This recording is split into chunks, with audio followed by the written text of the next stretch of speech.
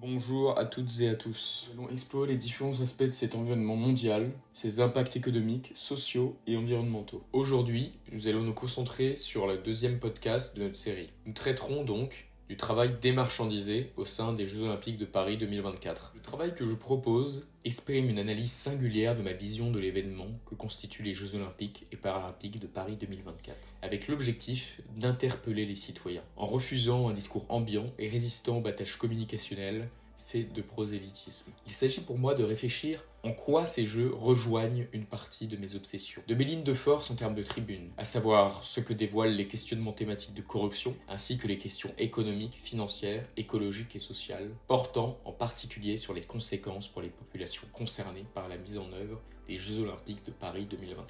Il s'agit, à mes yeux, de ne pas oublier momentanément et de s'opposer à l'apologie de cet événement, qui concentre toutes les forces médiatiques et politiques sur celui-ci. Tout cela au détriment de tout ce qui continue à être important pour moi, le suivi de la vie politique, financière, économique, sociale et écologique. Il nous faut comprendre la manière dont ces jeux, abreuvés d'argent public, vont rencontrer et servir les intérêts privés. L'axe majeur de ma réflexion remonte bien avant cette année et commença en 2017, avec la question de l'attribution de ces jeux. Pour qui ? Pour faire quoi ? Pour servir qui au détriment de qui. S'ajoute de manière plus intense la question écologique. Comment ces jeux, dans le moment où l'on vit, peuvent-ils être perçus face à cette débauche d'infrastructures ? Pourquoi faire ? Avec quel avenir pour ces aménagements immobiliers, cette organisation ? Comment un projet dont la ville de Paris et la France entière se gargarisent, produira des traductions concrètes en termes de logique écologique et sociale ? Encore une fois, au service de qui ? Depuis pratiquement une décennie, je travaille sur la jeunesse du projet autour de l'opportunité d'organiser les Jeux Olympiques sur Paris en 2024. En réalité, en 2015, un petit groupe d'acteurs économiques, notamment issus du privé, rencontra les ministres concernés, alla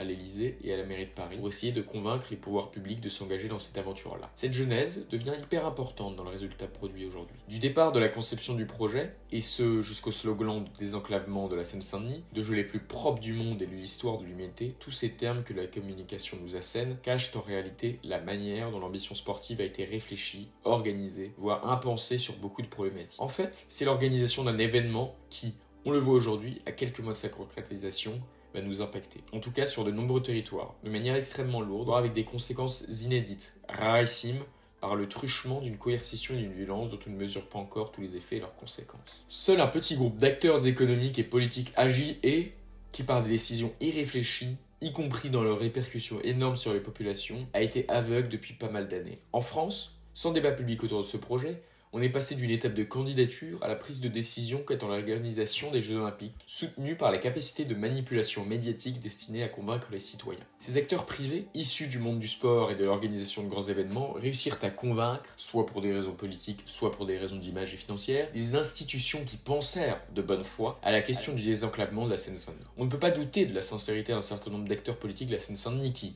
confrontés à des sous-dotations de fonds publics, qu'ils allaient bénéficier d'un effet levier à travers le projet olympique. Les défis apparaissent considérables pour les institutions publiques qui doivent assurer la qualité de l'organisation. En réalité, si on prend l'exemple de la cérémonie d'ouverture sur la scène, il suffit de voir comment le processus de décision pose seulement aujourd'hui la question de la sécurité et de la sécurisation de l'espace public. Comme dans un sketch qui promettait d'abord une cérémonie avec des millions de personnes, la mairie de Paris parlait de 2 millions de personnes sur les quais de Seine qui pourraient assister de manière gratuite à cette cérémonie en réponse à la promesse initiale. Finalement, on se retrouve avec une jauge autour de 350 000 personnes sur invitation, avec une partie de VIP et d'autres qui vont devoir passer par le fil des QR codes pour pouvoir y assister. On voit bien là à quel point cette promesse a été complètement réduite par ce qui réfléchit. Ils se doivent maintenant de reprendre la main face aux enjeux considérables touchant en particulier à la sécurité. Cette approche des jeux montre une contextualisation à travers un circuit de décision et la manière dont sont conduites et réfléchies les politiques publiques. Lorsqu'on évoque les conflits d'intérêts, il ne s'agit pas juste d'un élément annexe sur la manière dont on construit ces jeux, mais plutôt une pratique endémique de la réalité, qui transpire ensuite sur les conséquences face auxquelles les pouvoirs publics se voient confrontés, au regard de la multitude de micro-événements qui pourraient surgir lors de la production de l'événement. Il convient aussi de s'intéresser aux entreprises, au monde du travail et aux chômeurs. Ainsi, il existe un ensemble de faits qui résonnent et qui me conduisent à porter une attention à ceux qui vont bénéficier des jeux. Ensuite, enfin, aux gagnants et aux perdants. Au début du projet, la mairie de Paris et le président du comité d'organisation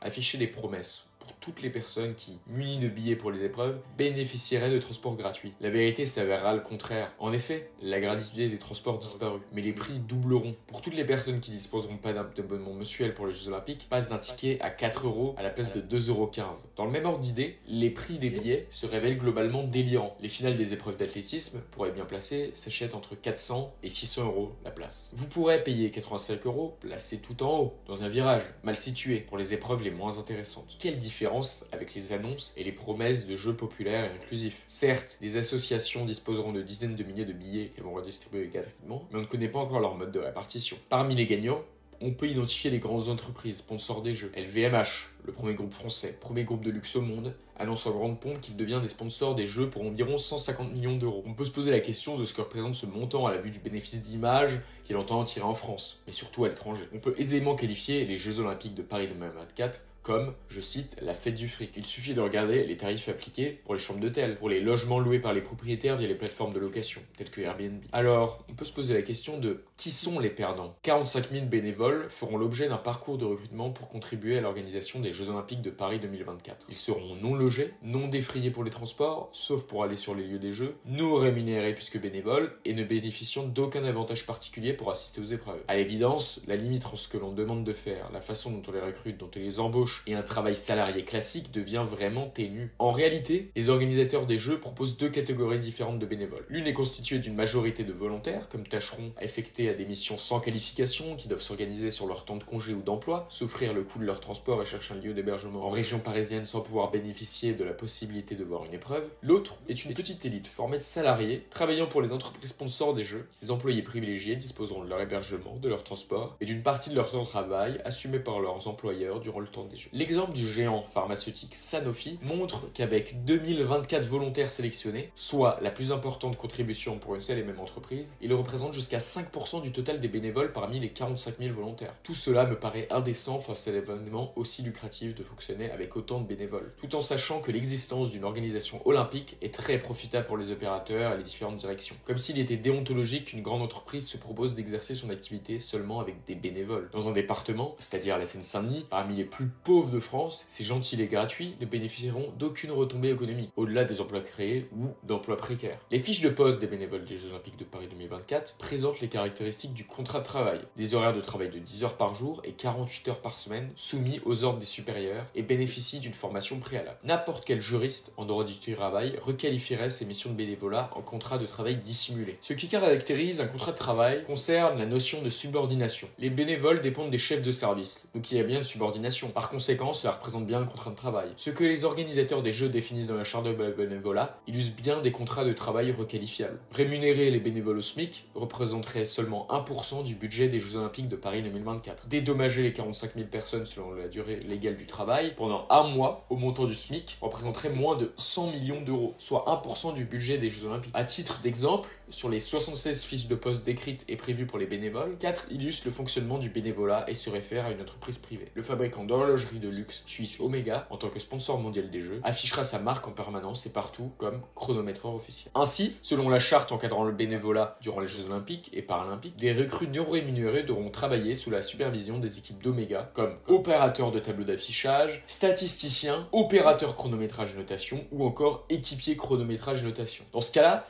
il s'agit bien de contrats de travail non payés, autrement dit du travail démarchandisé, selon l'analyse de ce concept par Laïs Claire Laberge. Le travail démarchandisé s'inscrit dans l'évolution du travail, marqué des politiques ayant recours à la financiarisation de l'économie qui démontre une contradiction sociale. La toute présence du travail et la volatilisation des salaires. Nous sommes accablés par le travail, tout en travaillant sans salaire, en contradiction aussi avec les cadeaux dont bénéficiera le Helvetic Swatch Group, sous forme de multiples exonérations fiscales. Pendant ce temps, tous les dirigeants du COJOP ne s'oublient pas. L'émission Complément d'enquête diffusée sur France TV le 28 mars 2024 portait une attention particulière sur la rémunération des dirigeants du comité d'organisation. Alors que le président de Paris 2024 fêtait le recrutement des 45 000 bénévoles non rémunérés, répondant à l'appel pour aider gratuitement à l'organisation des Jeux Olympiques et Paralympiques de Paris 2024, les équipes de Complément d'enquête présentaient à partir de documents internes que ces Jeux Olympiques deviendraient particulièrement rémunérateurs pour les principaux dirigeants du COJOP. Ainsi, la grille salariale salariale des dirigeants du comité d'organisation montre que 13 directeurs sont rétribués à hauteur de 153 000 euros bruts annuels, que 8 directeurs exécutifs sont payés plus de 200 000 euros et que le salaire du directeur général est de 260